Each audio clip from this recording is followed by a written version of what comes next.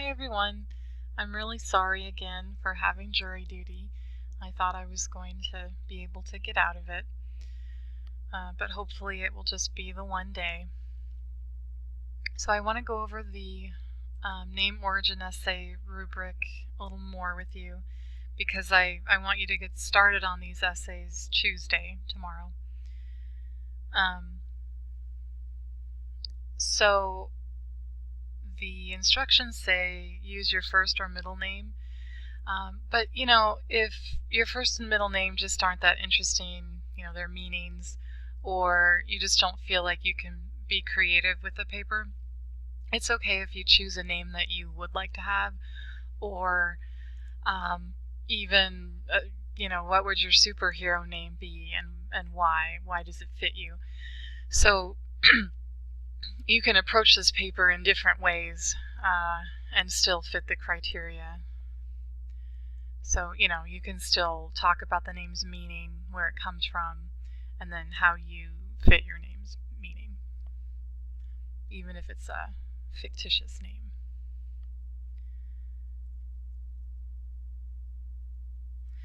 So this assignment, you can see it does not have any minimum grading requirements. So that means whatever you turn in, I'm going to grade it.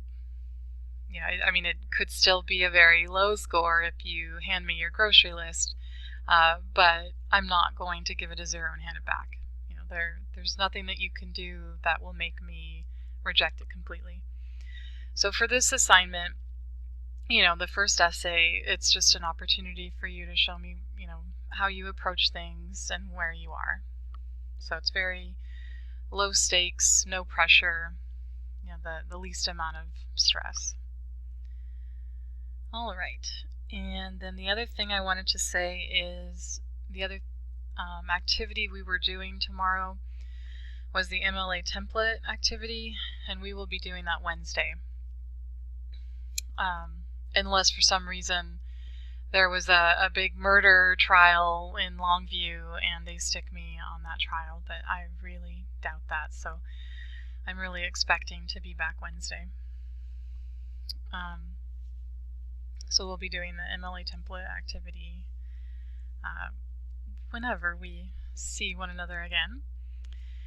And if you see on the schedule, every Friday it'll say fireside reading, and that's an opportunity for you to just read whatever you want to bring in.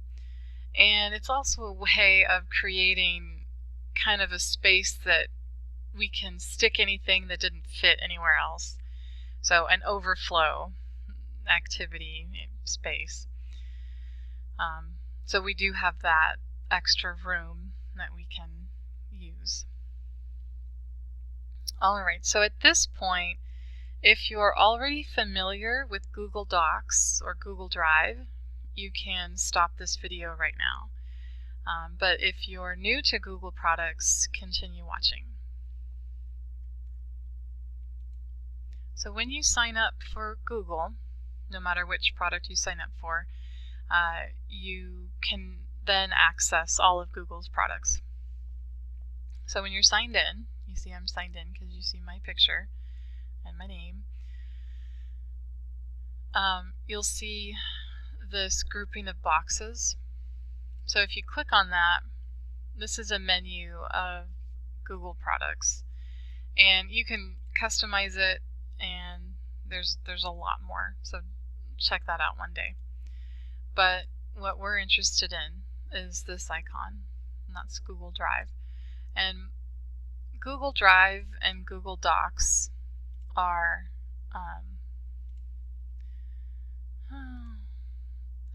used interchangeably, and from what I understand, Google Drive is the overall system, and then Google Docs is a part of Google Drive that handles just document files.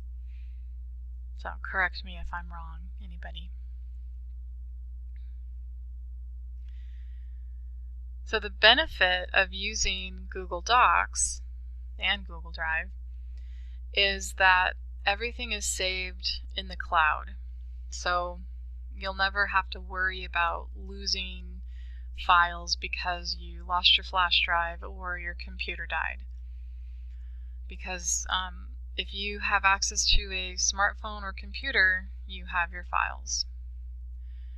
So no matter where I am in the world, as long as I can get onto the internet, I can access these files because they're in my drive.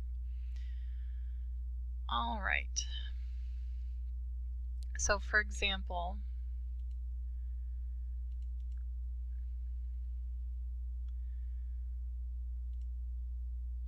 actually I want to do something else.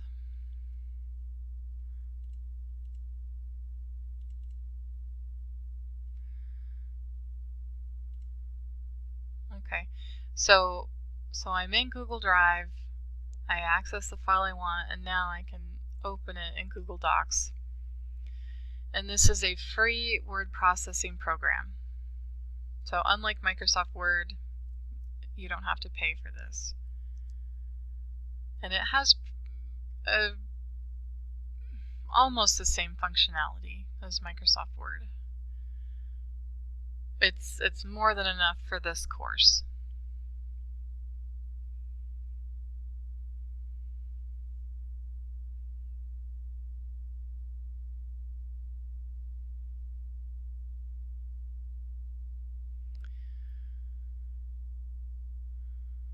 Well, one thing you'll learn from this is that I have a very slow internet connection. Well, you can see, it's the same basic menu as you would expect from Microsoft Word. You can save your Google Docs document as a Word file. You see, this one loaded and it's .docx, and so that means that it's compatible. It's a compatible file type with what I accept. So you're able to submit it in this format. So you're able to use Google Docs to submit assignments for my class. And that will, if you don't have access to Microsoft Word, you don't have to purchase it.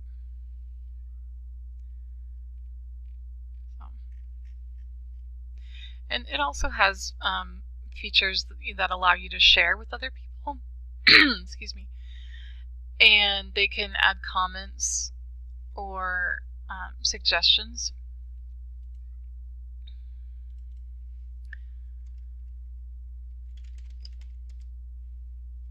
Well, okay, I guess I have to. There we go. Edits become suggestions. See, and then you can have a conversation with the other person. So that's something to look into if you have friends who have a Google account and would like to help you with your assignments by giving you a peer review, not rewriting them, of course. Alright, so that's basically what you need to know for Google Docs, is that it's free and I can read those files.